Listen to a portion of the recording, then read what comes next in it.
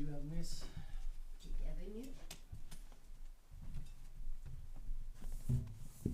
Que vous pensez de ça?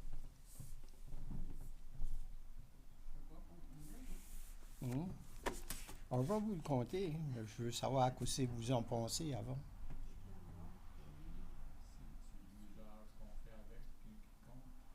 L'usage qu'on fait avec qui compte. Quelqu'un d'autre?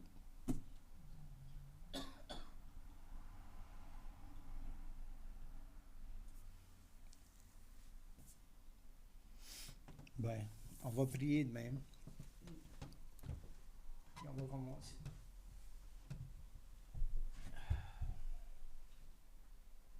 Et notre Père, on te remercie pour ta parole, pour nous instruire dans toute la vérité. Que l'usage qu'on fait de ta parole, Seigneur, qu'on puisse la vivre, qu'on puisse l'enseigner et qu'on puisse guider les gens à toi, Seigneur. Je te prie de me garder humble et mes frères et sœurs et que l'Esprit Saint nous éclaire dans la lecture de 2 Rois 5. Je te prie au nom de Jésus-Christ. Amen. Amen.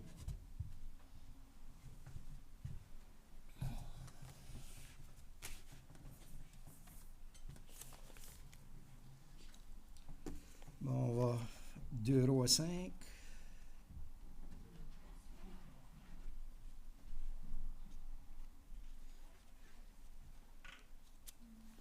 C'est vraiment une belle histoire.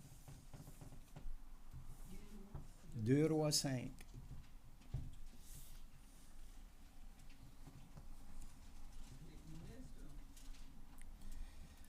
À mesure qu'on y va, je vais l'expliquer.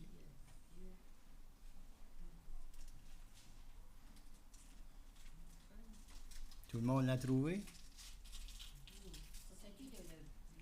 Vieux Testament. Ouais. 531. Comment? 531. 531. OK, merci. Bienvenue.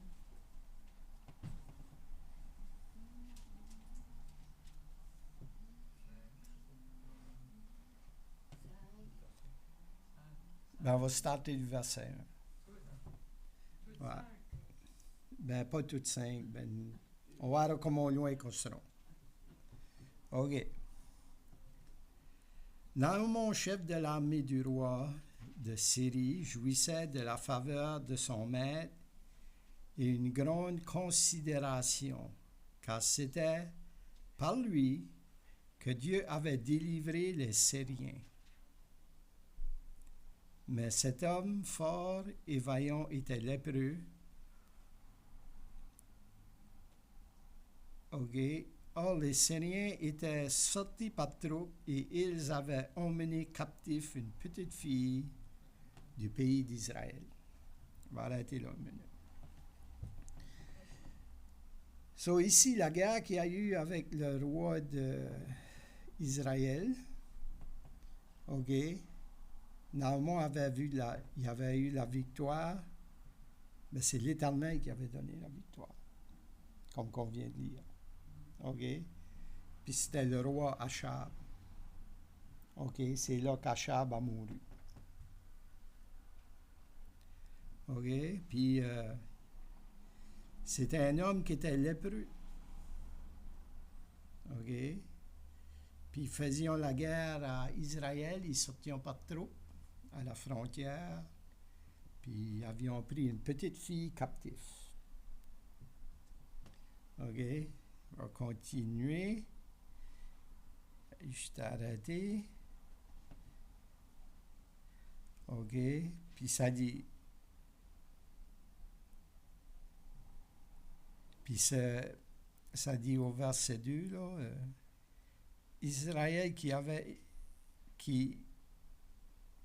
OK, la petite fille du pays d'Israël qui avait été au service de la femme de Naaman.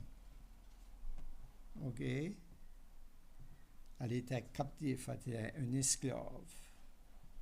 OK? Elle était d'un pays étranger à cette heure. Ses parents, je ne sais pas s'ils étaient morts ou s'ils avaient juste pris la fille, ça ne le dit pas. OK? Mais c'est pas une bonne chose pour cette petite fille-là, hein? OK. Puis elle était au service de la femme de Naaman.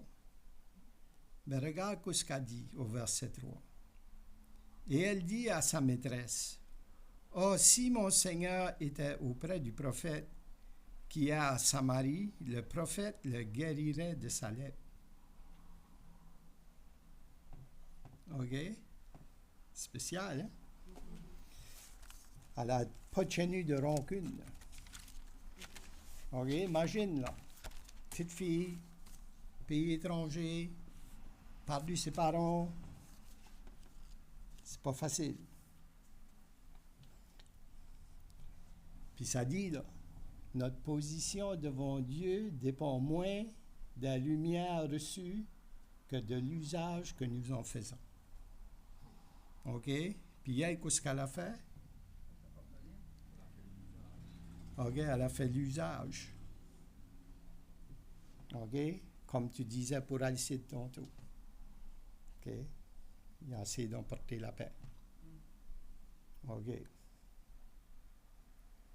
Ça dit, traiter en esclave cette fille, continuait à rester fidèle à son Dieu, ainsi inconsciemment à accomplir le dessein de Dieu qui avait choisi Israël comme son peuple.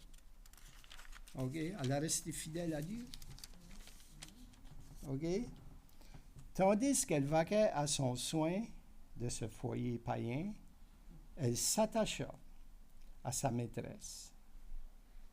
Se souvenant de la cure miraculeuse qu'opérait par le prophète Élisée, elle dit à sa maîtresse, « Aussi mon Seigneur était auprès du prophète qui est à Samarie, le prophète le guérirait de sa lèpre. » Elle savait qu'Élisée possédait la puissance divine et elle croyait que par elle, OK, c'est pas la fille, là, mais par la puissance de Dieu, Naaman pouvait être guéri.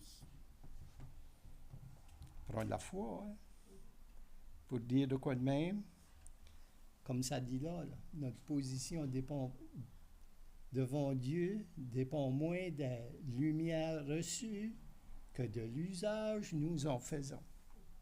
Qui avait besoin d'être guéri? C'est qui? C'était Naaman. Il était lépreux. C'était sa maîtresse. C'était pas sa maîtresse qui était malade, c'était Naaman. C'était le roi. Au verset 1, c'est ça que ça... OK. Ouais. Le premier nom au commencement? ouais, Naaman. Oh, Naaman. OK. OK, il était lépreux, mais il était fort et il était vaillant. OK? Maintenant, je vais sauter pour lire quelque chose. La conduite de la jeune captive dans ce foyer idolâtre est la démonstration frappante de l'influence profonde qu'exerce l'éducation familiale, OK, sur un enfant. Il n'y a pas de tâche plus noble confiée aux parents que celle de veiller sur la formation de leurs petits. Ils édifient ainsi la base même des habitudes et du caractère. OK? Ce sont eux qui, par leur exemple et leurs enseignements, décident en grande partie de leurs avenirs. OK? Ça, c'est les parents qui décident la grande partie de leurs avenirs. Ce fille-là avait bien été enseignée parce qu'elle ne tenait pas de rancune. OK? Elle voulait marcher juste et fidèle. OK? Puis ça dit, heureux les parents dont la vie reflète si parfaitement le divin, qu'il est promesse et le commandement du Seigneur éveillent chez l'enfant la gratitude et la vénérance. Heureux ceux qui représentent par leur tendresse, leur droiture, leur patience, l'amour, la justice et la patience du Christ, en apprenant patiemment l'amour, la justice du Christ, en apprenant à leurs enfants à les aimer, à se confier en eux et à leur obéir, et leur apprennent à aimer le Père céleste. OK? Ce qui est écrit là, notre position dépend moins de la lumière reçue que de l'usage que nous en faisons. OK? Soyons enseignants. OK? Ils ne savions pas ce qu'allait arriver à cette fille-là. Là. Puis à se confier en lui et à lui obéir. Les parents qui ont légué une telle richesse à leurs petits les ont dotés d'un trésor plus précieux que tous les biens de ce monde, en quoi durera éternellement. C'est beau, hein?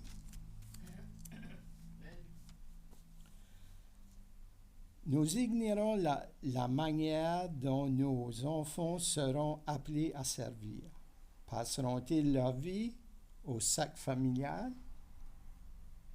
Travailleront-ils en commun avec des gens ayant la même vocation qu'eux? Partiront-ils proclamer l'Évangile au peuple païen? Quoi qu'il en soit, tous doivent être des missionnaires pour Dieu, des ambassadeurs de miséricorde dans ce monde. OK? Et il faut qu'ils reçoivent une éducation qui leur permettra de servir le Christ d'une manière désintéressée.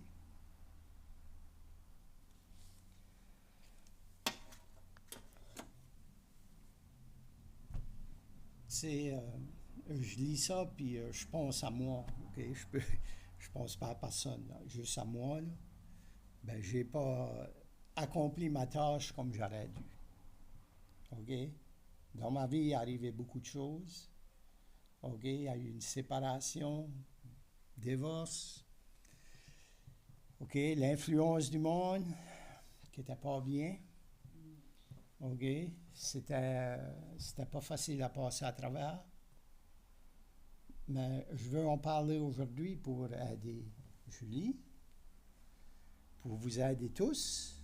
OK? Vous avez, comme Bernice, des petits-enfants, Lucille et Jean-Paul. OK? Rosemary.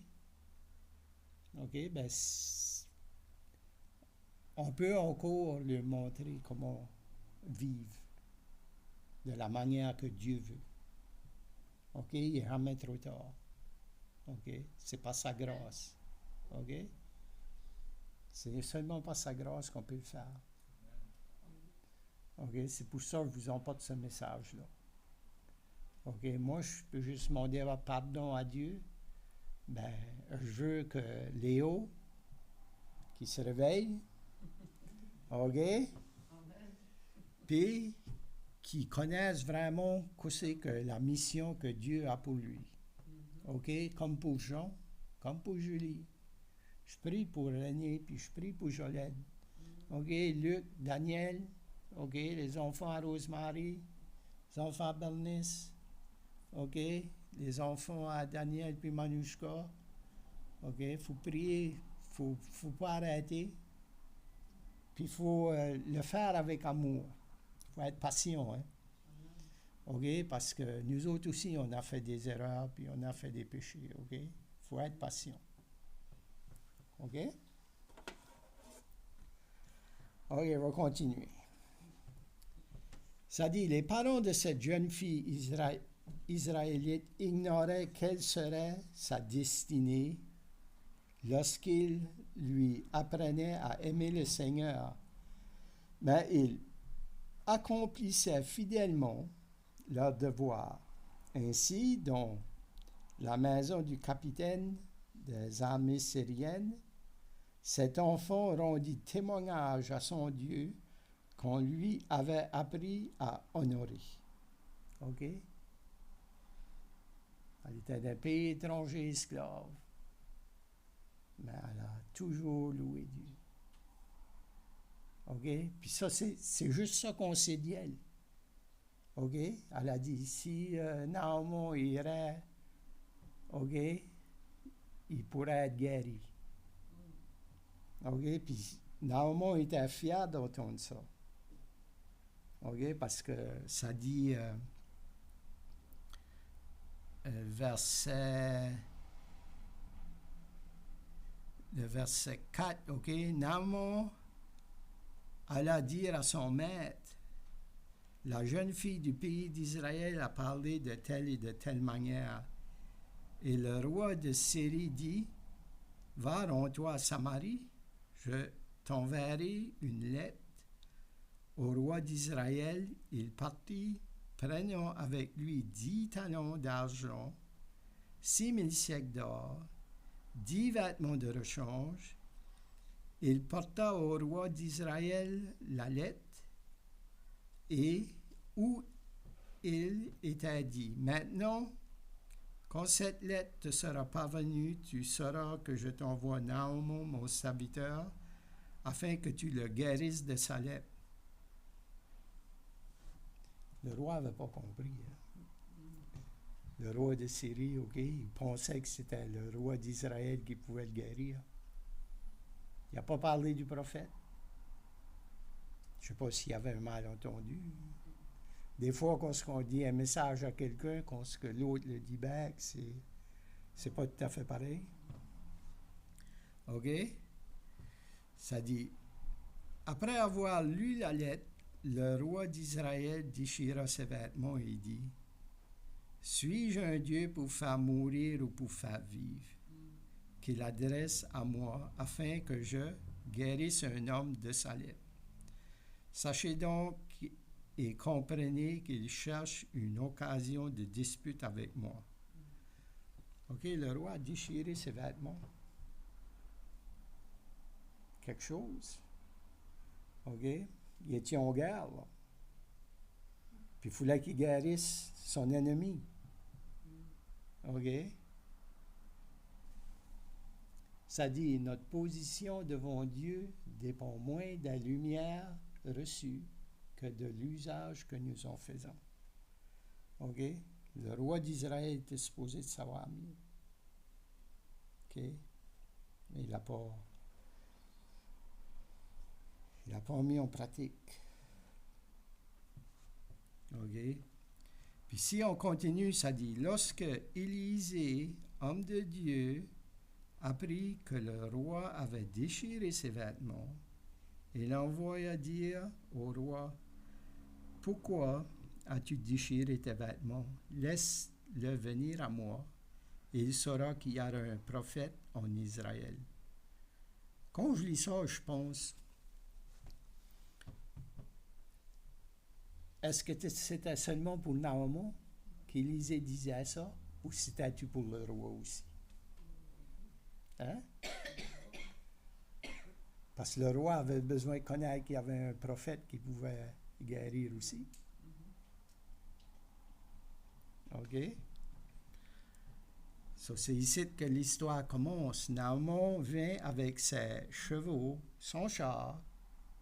Il s'arrête là, porte à la porte de la maison d'Élisée.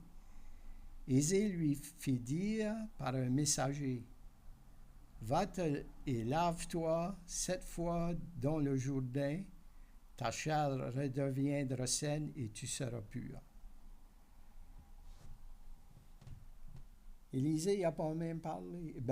Il a envoyé un messager pour y parler. Il n'a pas parlé lui-même. OK? C'est intéressant, hein? Naaman fut irrité et s'en alla en disant, « Voici, je me disais, il sortira vers moi et il présentera lui-même, il invoquera le nom de l'Éternel son Dieu, Il agitera sa main sur la plaie et guérira le lépreux. Naaman avait une autre façon de penser.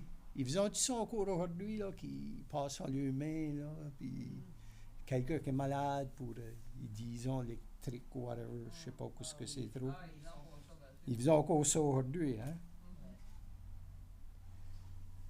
Terrible, hein? Pourtant, la petite fille a dit qu'il y avait tout ce qu'il avait besoin de faire, c'est aller voir Élisée, puis il serait guéri. Ça prenait de la foi. OK? Puis, j'étais, OK. Naaman fut irrité et s'en alla en disant, voici, je me disais, il sortirait et présenterait, il invoquerait le nom de l'Éternel, son Dieu. OK, j'ai dit ça. OK. Il dit, les fleuves de Damas, l'Abana et Papa ne valent-ils pas mieux que toutes les eaux d'Israël? Ne pourrais-je pas m'y laver et devenir pur? Et il s'en retourna et partait en fureur. OK? Il n'était pas content, son orgueil, hein? OK? Il ne voulait pas s'humilier, là. OK? C'est... très sale. L'eau était toute sale aussi. Ouais, ben c'est pas juste ça.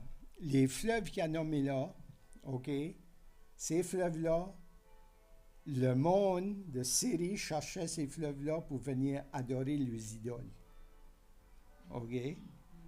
C'est pour ça qu'il a nommé ces fleuves-là. So, s'il aurait été guéri là, il n'y aurait pas eu grande gloire à Dieu. Hein? OK? OK. Mais sa serviteur lui dit, mon père, si le prophète eût demandé quelque chose de difficile, ne l'auras-tu pas fait? Combien plus dois-tu faire ce qu'il t'a dit? OK? Tu vois, là, notre position devant Dieu dépend moins de la lumière reçue que de l'usage que nous en faisons. Même les païens ont témoigné pour Dieu.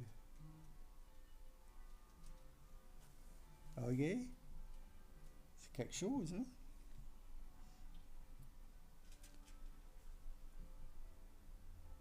Parce qu'ils ont dit, lave-toi, tu seras pur. Il descendit alors, plongea 7 fois dans le Jourdain selon la parole de l'homme de Dieu, et sa chair revient comme la chair d'un jeune enfant, et il fut purifié.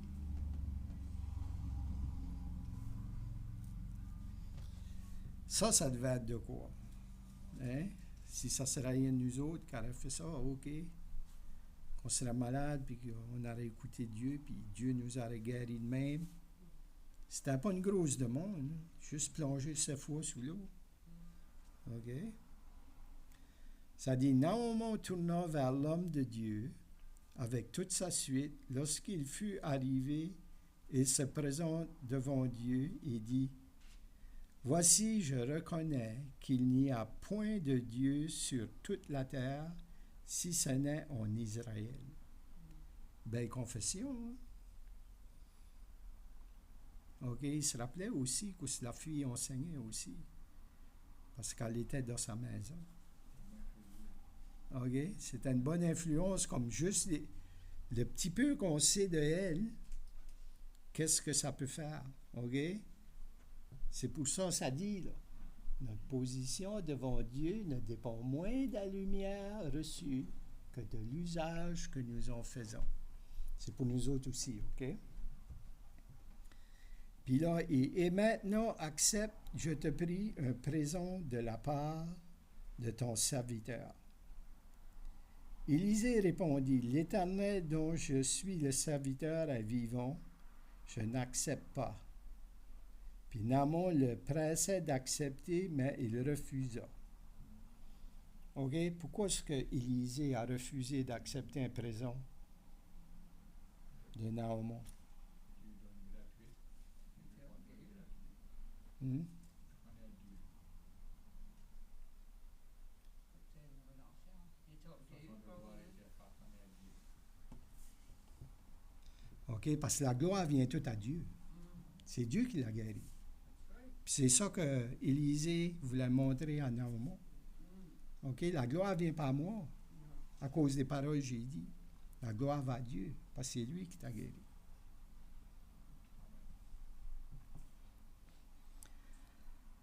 Alors Naaman dit, puisque tu refuses, permets que l'on donne de la terre à ton serviteur une charge de 2 mulets, car ton serviteur ne veut plus offrir à d'autres dieux, ni holocauste, ni sacrifice, il n'en offrira qu'à l'Éternel.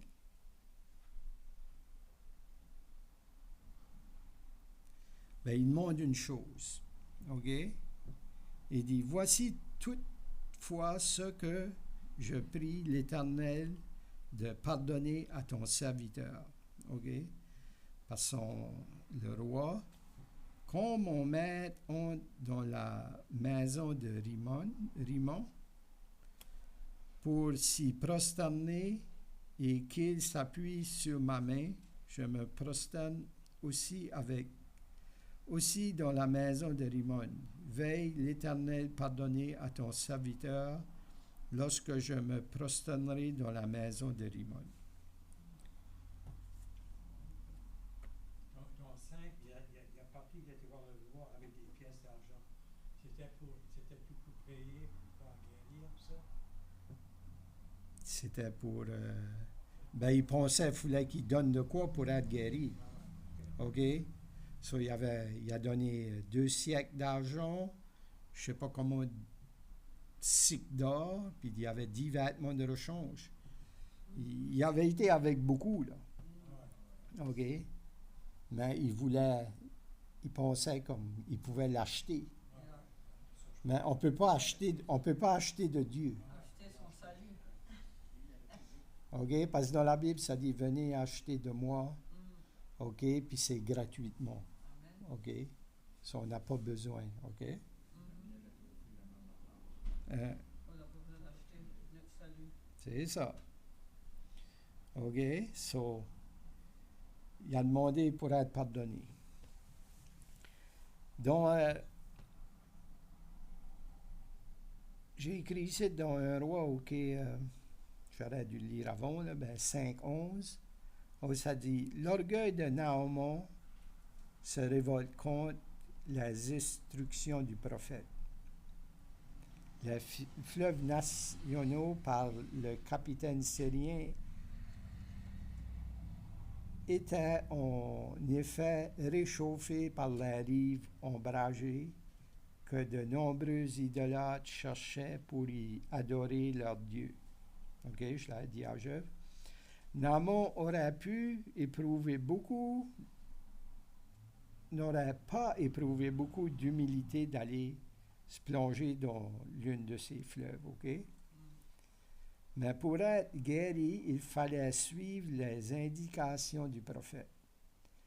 Seule une obéissance volontaire pouvait apporter le résultat désiré. Seul.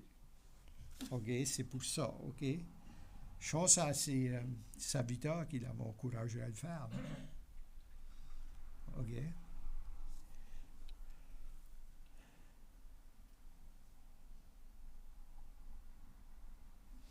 Puis sa foi était une rude épreuve alors que son orgueil le poussait à la révolte. OK? Mais il a dominé sur son orgueil. OK? Il s'est humilié. OK? Il a demandé pardon. OK? Puis il a été se baigner dans le fleuve. Pour la jeune fille, j'avais des versets. OK? Pourquoi qu'elle était comme ça, qu'elle pouvait, malgré whatever ce qui arrivait d'un pays étranger, qu'elle pouvait encore adorer Dieu. C'est là où les parents l'avaient enseigné. Qu'est-ce qu'ils l'avaient enseigné? Deutéronome 4, 5 à 10.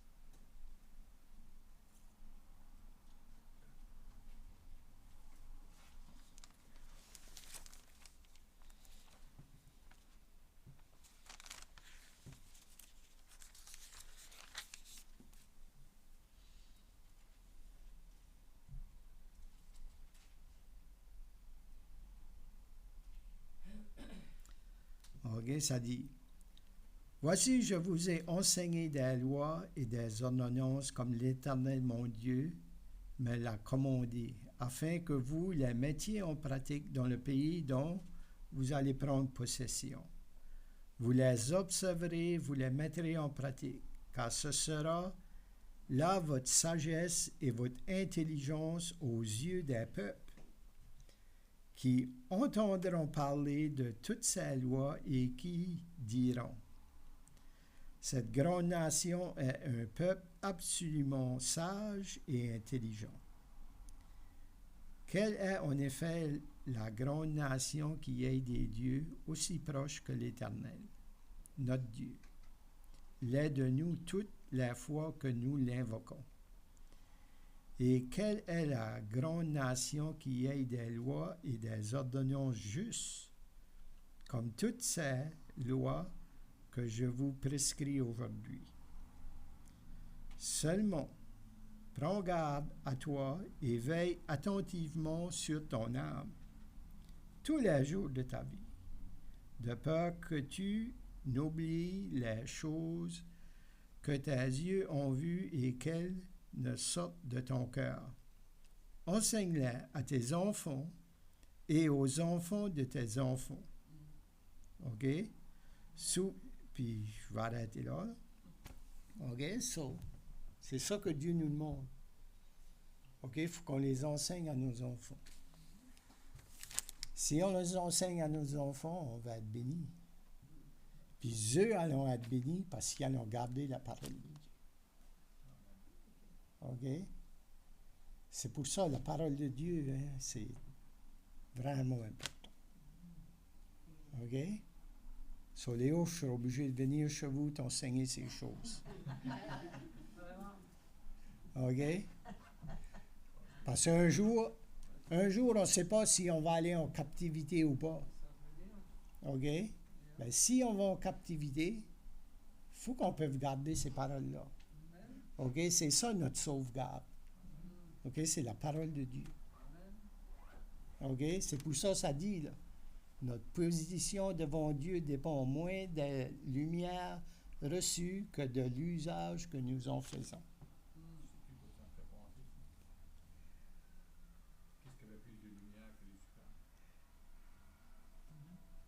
Il les a pas utilisés comme qu'il fallait. C'est ça, la dernière partie, il a pas utilisé. Non.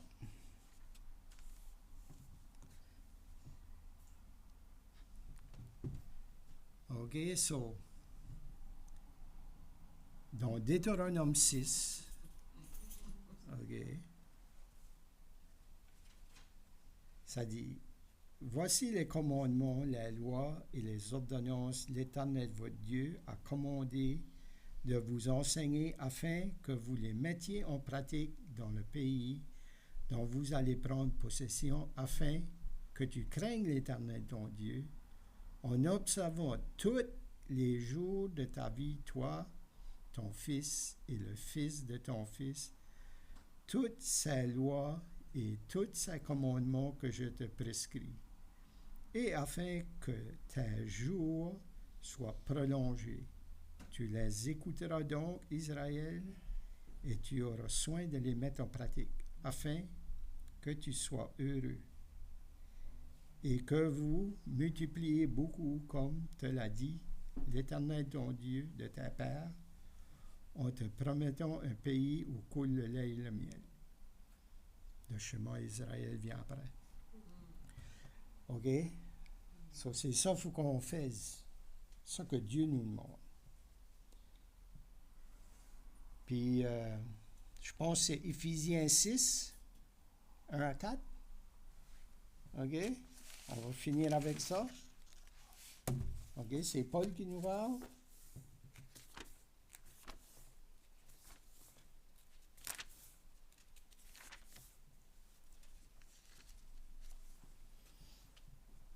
Est-ce qu'il est où?